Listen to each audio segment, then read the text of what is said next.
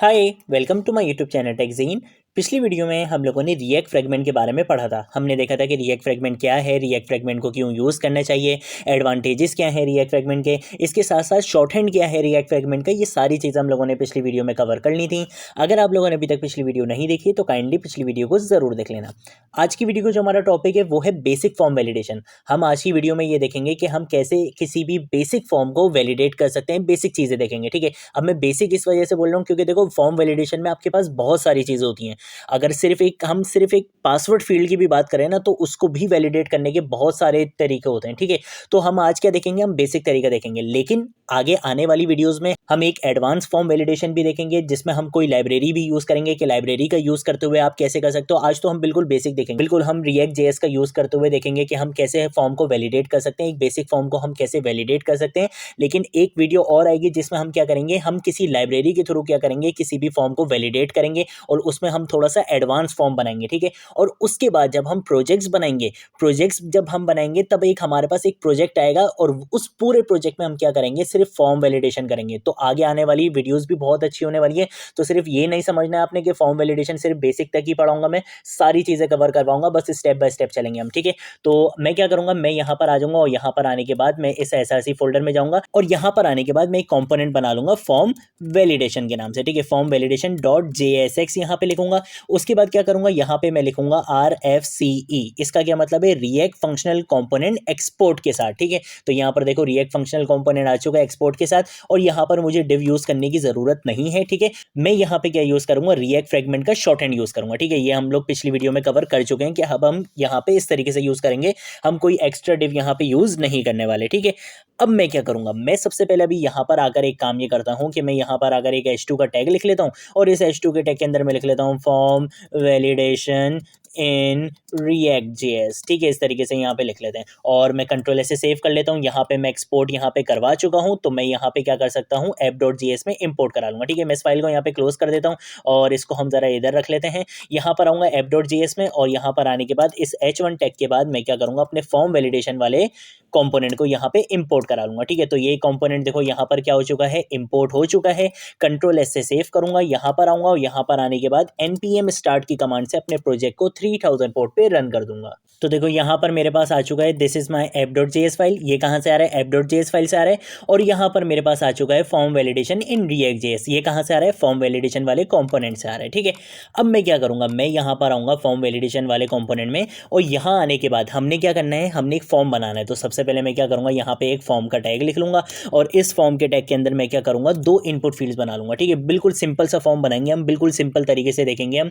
ठीक है, बहुत ईजी एग्जांपल के साथ आप लोग को यहाँ पे मैं फॉर्म वैलिडेशन कवर करवाऊंगा। ठीक है, मैं क्या करूंगा, मैं इस इनपुट की टाइप यहाँ पे रख दूंगा टेक्स्ट। ठीक है, इस इनपुट की टाइप में क्या रख दूंगा, यहाँ पे टेक्स्ट रख दूंगा और उसके बाद मैं क्या करूंगा, मैं यहाँ पर अगर एक प्लेस होल्डर ले लेता हूँ। ठीक है, और इस प्लेस होल्डर में लिख लेता हूँ एंटर योर ईमेल। ठीक है, एंटर योर ईमेल। ठीक है, अब आप बोलोगे यार अगर आपने ईमेल के लिए ये बनाया है इनपुट फील्ड तो आप यहाँ पे ईमेल लिख लो। देखो अगर मैं यहाँ पे ईमेल लिख लूंगा ना तो वो कुछ वैलिडेशंस बाय डिफॉल्ट खुद ही अप्लाई कर देता है कि वो @ भी यूज़ करो, ये भी यूज़ करो। मैं बिल्कुल सिंपल रखना चाहता हूँ, आप चाहो तो आप यहाँ पे ईमेल की जगह यूज़र नेम भी लिख सकते हो। ठीक है, कोई ऐसे मसले वाली बात नहीं है। ठीक है, मैं खैर इसको यहाँ पे ईमेल लिख लेता हूँ और उसके बाद मैं क्या करूँगा, मैं यहाँ पर इसी चीज़ को Ctrl+D से कॉपी लाइन डाउन करूँगा, इसको मैं यहाँ पे टेक्स्ट ही रहने दूंगा और यहाँ पे मैं लिख दूंगा इसको एंटर योर पासवर्ड। ठीक है, अब वही चीज़ है कि आप चाहो तो आप यहाँ पे टाइप पासवर्ड भी लिख सकते हो, लेकिन अभी मैं आप लोगों को बहुत इजी एग्जांपल के साथ समझाना चाहता हूँ, बहुत बेसिक फॉर्म वैलिडेशन आपको बताने वाला हूँ, तो इस वजह से अभी मैं सिंपल रख लूँ चीज़ों को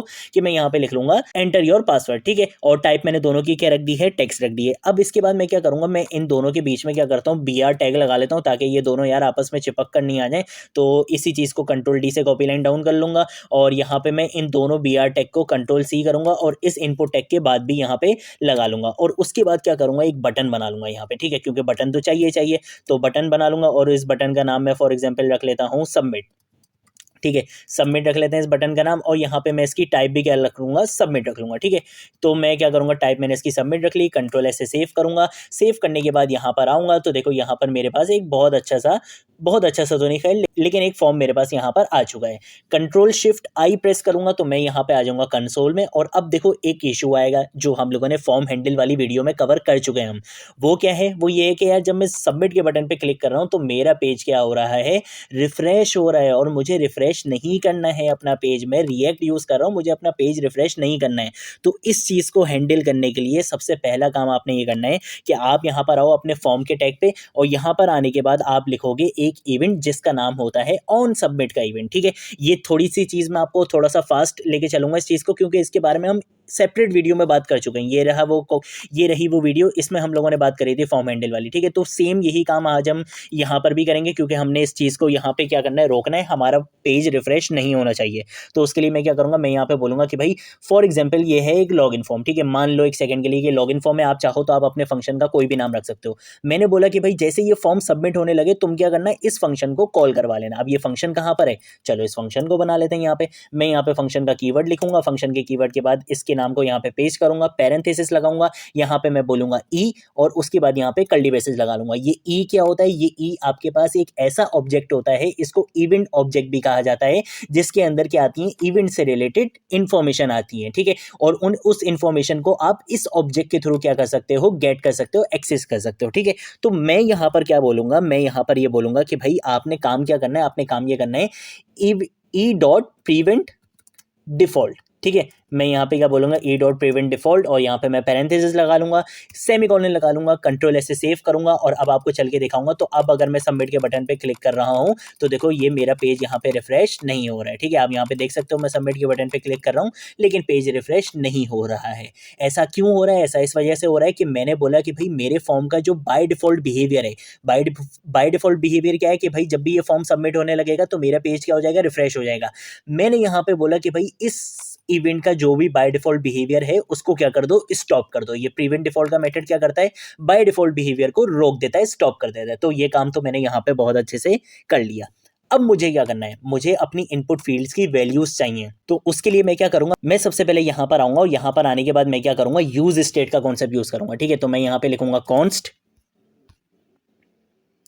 और उसके बाद मैं यहाँ पे एरे डीस्ट्रक्चरिंग का कॉन्सेप्ट यूज़ करूंगा। मैं यहाँ पे लिखूंगा ईमेल कॉमा, और ईमेल कॉमा के बाद मैं यहाँ पे लिख लूंगा सेट ईमेल। ठीक है, आप कुछ भी नाम रख सकते हो यहाँ पे, अगेन मैं यही चीज़ बता रहा हूँ, कुछ भी नाम रख सकते हो। ठीक है, उसके बाद मैं यहाँ पे यूज़ करूंगा यूज स्टेट। जैसे ही एंटर करूंगा तो देखो ये यहाँ पे क्या हो चुका है, इंपोर्ट हो चुका है। ठीक है, यूज स्टेट में मैं बोल दूंगा अभी के लिए इसको एम्प्टी, के भाई आपने अभी ईमेल क्या सेट कर देनी है, एम्प्टी सेट कर देनी है। ठीक है, इनिशियल वैल्यू मैंने एम्प्टी दे दी।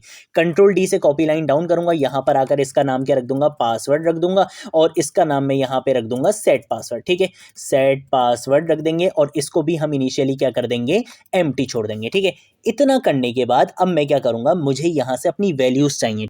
तो वैल्यूज के लिए मुझे क्या काम करना पड़ेगा, मैं इस इनपुट फील्ड में आऊंगा और यहाँ पर आकर मैं ऑन चेंज का इवेंट लिसनर लगाऊंगा, और मैं बोलूंगा कि भाई जब ये क्या हो रही हो, चेंज हो रही हो, तो तुमने क्या करना है, ईमेल हैंडलर के नाम से एक फंक्शन को कॉल करवा लेना है। ठीक है, अब ये फंक्शन कहाँ बना हुआ है, चलो इस फंक्शन को बना लेते हैं। कंट्रोल सी कर लूंगा और यहाँ पर ऊपर आऊंगा, और इस फंक्शन के बाद मैं यहाँ पे आऊंगा, यहाँ पे आने के बाद फंक्शन का कीवर्ड लिखूंगा, उस नाम को यहाँ पे पेस्ट करूंगा, पैरेंथेसिस लगाऊंगा, यहाँ पर भी इस ई वाले ऑब्जेक्ट को यहाँ पे पैरामीटर पे एज अ पैरामीटर लूंगा, ताकि मैं क्या कर सकूं, उस इवेंट की इंफॉर्मेशन ले सकूं। इवेंट कौन सा मेरा, ऑन चेंज का, क्योंकि मुझे क्या करना है, मुझे यहाँ पे इस इनपुट फील्ड के चेंज होने पर इसके अंदर जो वैल्यूज आ रही हैं मुझे उसको गेट करना है। ठीक है, तो मैं क्या करूंगा, मैं फॉर एग्जांपल यहाँ पर आता हूँ और यहाँ पे आके लिखता हूँ console.log, और मैं यहाँ पे लिखूंगा ई डॉट टारगेट। टारगेट से क्या होगा, वो एलिमेंट क्या हो जाएगा, टारगेट हो जाएगा, और उस एलिमेंट के अंदर वैल्यू क्या आ रही है मुझे वो चाहिए कंसोल में। तो देखो E dot target dot value लिखा, कंट्रोल एस से सेव करूंगा, और अब यहाँ पर आता हूँ, और देखो जैसे ही मैं ईमेल में टाइप करना शुरू करूंगा, देखो मेरे पास यहाँ पे कंसोल में वैल्यूज आना शुरू हो गई हैं। ठीक है, तो इस तरीके से आप क्या कर सकते हो, वैल्यूज को गेट कर सकते हो। ठीक है, मैं इसको यहाँ से क्लियर कर देता हूँ। अब मैंने वैल्यूज तो गेट कर ली, मैं चाह रहा हूं कि भाई मुझे उस वैल्यू की लेंथ मिले, क्योंकि मैं वैलिडेशन क्या अप्लाई करने वाला हूं। अब ये भी सुन लो, वैलिडेशन में ये अप्लाई करने वाला हूं कि भाई अगर मेरी ईमेल की इनपुट फील्ड में 3 से कम लेटर्स हैं तो आप क्या कर दो, उसको वहां पे एक एरर मैसेज शो करवा दो कि भाई ईमेल के लेटर्स जो है 3 से ज्यादा होने चाहिए। ठीक है, आप चाहो 3 से ज्यादा भी रख सकते हो, मतलब आप लेंथ 5 भी रख सकते हो, आप 5 के लिए भी वैलिडेट कर सकते हो, मैं 3 के लिए करना चाह रहा हूँ। तो मैं यहाँ पे सिंपल लिखूंगा डॉट लेंथ। ठीक है, LENGTH, और कंट्रोल एस क्या करूंगा, यहाँ पे मैं सेव करूंगा, यहाँ पर आऊंगा, और देखो अब जैसे ही मैं लिखना शुरू करूंगा ना यहाँ पे, तो यहाँ कंसोल में क्या आएगी, उसकी लेंथ आएगी। मैंने फॉर एग्जांपल एक लेटर लिखा तो यहाँ पे आ गया 1, फिर मैं 2 लेटर लिखूंगा तो यहाँ पे आ गया 2, मैं 3 लेटर लिखूंगा यहाँ पे आ गया 3। तो इसका मतलब है मैं यहाँ पे सक्सेसफुली लेंथ कैलकुलेट कर पा रहा हूँ। ठीक है, तो ये तो चीज़ हमने यहाँ पे देख ली। अब मैं क्या करूंगा, मैं इसको यहाँ पे कंट्रोल स्लैश से कमेंट कर देता हूँ, हटाऊंगा नहीं क्योंकि मुझे सोर्स कोड आप लोगों को देना होता है। मैं क्या करूंगा, मैं यहाँ पर आकर एक वेरिएबल बनाऊंगा लेट एलिमेंट के नाम से। फॉर सपोज मैंने मैंने यहाँ पे एलिमेंट के नाम से क्या करा, एक वेरिएबल बना लिया और उसके अंदर मैं ये चीज़ पास करवा दूंगा E dot target dot value. ठीक है, मैं यहाँ पे कंट्रोल सी करूंगा और यहाँ पे कंट्रोल वी से पेस्ट कर दूंगा। ठीक है, तो जो भी वैल्यू होगी वो किस में आ जाएगी, इस एलिमेंट वाले वेरिएबल के अंदर आ जाएगी। उसके बाद मैं लगाऊंगा यहाँ पे इफ की कंडीशन, और इफ की कंडीशन के अंदर मैं बोलूंगा कि भाई ये जो वैल्यू आ रही है अगर उसकी लेंथ, ठीक है, अगर उसकी लेंथ क्या है, कम है, लेस देन है 3 से, ठीक है, मैं यहाँ पे 3 रख रहा हूँ, आप कुछ भी रख सकते हो। मैंने बोला कि भाई अगर उसकी लेंथ क्या है, 3 से कम है, तो फिर आपने क्या करना है, कंसोल डॉट लॉग में एक मैसेज शो करवा देना है। किस नाम से भाई, आपने एक मैसेज शो करवा देना है कि भाई मिनिमम 3 लेटर्स रिक्वायर्ड। ठीक है, इस तरीके से आप क्या कर सकते हो, एक मैसेज शो करवा सकते हो। ठीक है, कंट्रोल ऐसे सेव करूंगा और यहाँ पर आऊंगा। यहाँ पर आने के बाद देखो जैसे ही ईमेल पे टाइप करूंगा, एक लिखा तो ये देखो ये मुझे मैसेज शो करवा रहा है मिनिमम 3 लेटर्स रिक्वायर्ड। 2 लिखूंगा तो देखो यहाँ पे क्या लिखा हुआ है, 2 लिखा हुआ है। इसका मतलब है ये 2 बार मैसेज आ चुका है मिनिमम 3 लेटर्स रिक्वायर्ड। लेकिन जैसे ही 3 लिखूंगा तो यहाँ पर देखो अब ये आगे नहीं बढ़ रहा है। ये आगे क्यों नहीं बढ़ रहा है, क्योंकि वो इफ वाली कंडीशन अब क्या हो चुकी है, फॉल्स हो चुकी है। लेकिन ये हट नहीं रहा, मैं चाह रहा हूँ ये हटे भी यहाँ से। ठीक है, तो अब उसके लिए क्या करना पड़ेगा, देखो मैं इसको क्या करता हूँ, यहाँ पे हटा देता हूँ और उसके बाद हम आ जाते हैं यहाँ पे। बल्कि काम ये करते हैं कि यहाँ से इस कंसोल को भी हटा देते हैं, बल्कि कंसोल का अब कोई काम भी नहीं है। हमने करना क्या है, हमने ये मैसेज यहाँ कंसोल में नहीं दिखाना, मैं चाहता हूँ मेरी इनपुट फील्ड के पास वो मैसेज आए। ठीक है, उसके लिए मैं क्या करूँगा, मैं यहाँ पर आकर एक और यहाँ पे यूज स्टेट बनाऊंगा और यहाँ पे मैं लिखूंगा कॉन्स्ट। कॉन्स्ट के बाद मैं यहाँ पे क्या करूंगा, ई आर आर। ठीक है, और यहाँ पे मैं लिखूंगा सेट ई आर आर। ठीक है, कि ये क्या करेगा, एरर को आपके सेट करेगा, इक्वल टू यूज स्टेट। और यूज स्टेट मैं यहाँ पे लिखूंगा और इसकी बाय डिफॉल्ट वैल्यू मैं यहाँ पे क्या दे दूंगा, फॉल्स दे दूंगा। ठीक है, बाय डिफॉल्ट वैल्यू मैं इसकी यहाँ पे क्या दे दूंगा, यहाँ पे मैंने इसकी बाय डिफॉल्ट वैल्यू दे दी है फॉल्स। और उसके बाद मैं क्या करूंगा, मैं ये बोलूंगा कि भाई अगर यहाँ पे एलिमेंट डॉट लेंथ 3 से कम है तो फिर आपने क्या करना है, ये मैसेज शो नहीं कराना।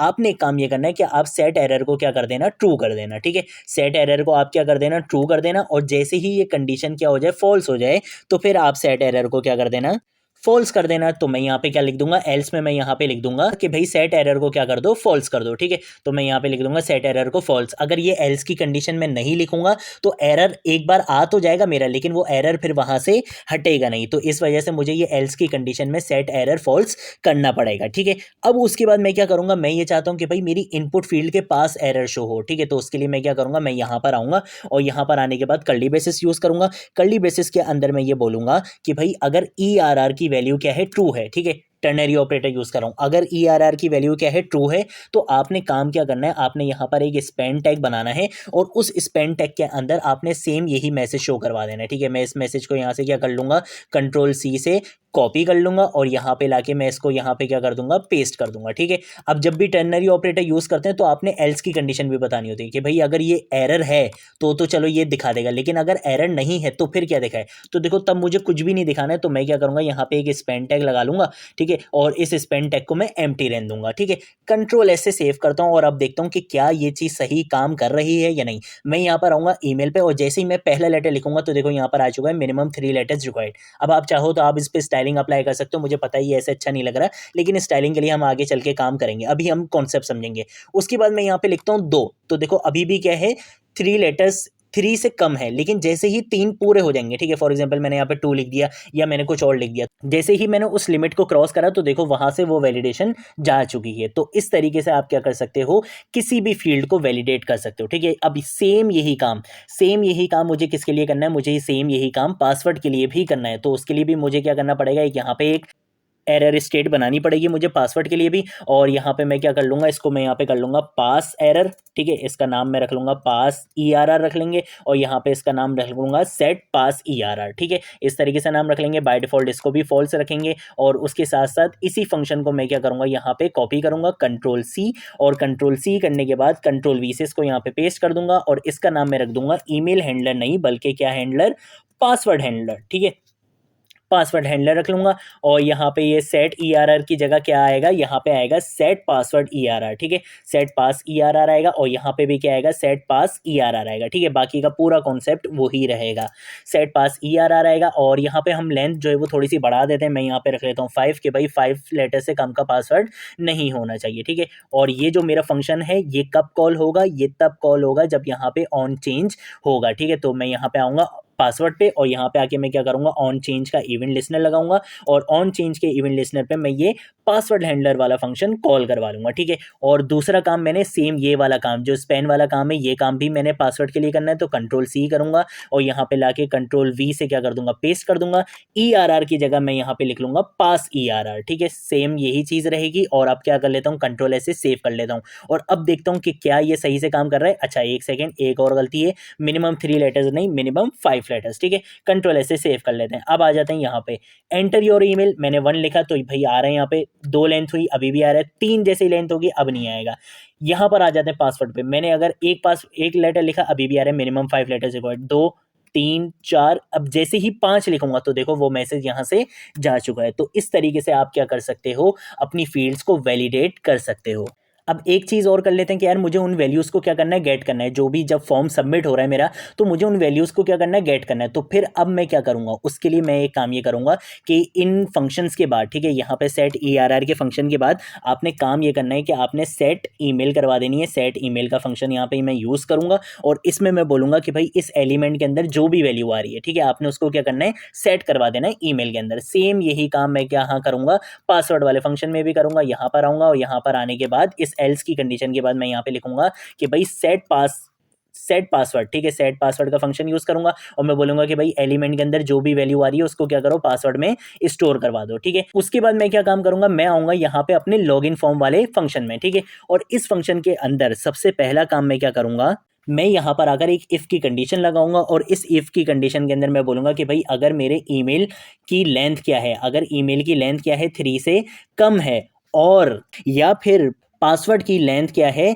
5 से कम है, ठीक है, तो मैं यहाँ पे लिख लूंगा लेस देन 5, ठीक है। अगर दोनों में से कोई एक चीज़ भी क्या हो जाए, ट्रू हो जाए, मतलब कोई एक चीज़ भी क्या हो, कम हो, तो फिर मैं क्या करूँगा, मैं यहाँ पे आके लिखूंगा अलर्ट, और अलर्ट के अंदर मैं क्या लिखूंगा, मैं यहाँ पे लिखूंगा कि भाई सही से फॉर्म फिल कर दो प्लीज़, ठीक है। इस तरीके से यहाँ पे बेचारे को लिख लेंगे, ठीक है। और एल्स में क्या लिखूंगा कि भाई अगर इस बेचारे ने सही से फॉर्म फिल करा है, उस बच्चे ने अच्छे से बात मानी है, अच्छे से फॉर्म फिल करा है, तो फिर मुझे क्या करना है, मैं ये बोलूंगा कि भाई कंसोल डॉट लॉग करा दो। क्या कंसोल डॉट लॉग करा दो, एक तो ईमेल के अंदर जो भी वैल्यू आई है वो कंसोल में शो करा दो, इसके साथ साथ जो पासवर्ड में जो वैल्यू आई है वो भी कंसोल में शो करा दो। इसका मतलब ये है कि आपने ईमेल और पासवर्ड सक्सेसफुली गेट कर लिया है, ठीक है। फिर उसके बाद आप आगे जो भी काम करना चाहो, आपने डेटाबेस में स्टोर करवाना है, कुछ भी करना है, आप XYZ कोई भी काम आप करना चाहो तो वो आप कर सकते हो। और यहाँ पे उस बेचारे को क्या करो, एक अलर्ट का मैसेज शो करवा दो जिसमें उसको क्या बोल दोगे, थैंक्स बोल दोगे, ठीक है। कंट्रोल ऐसे हम सेव कर लेते हैं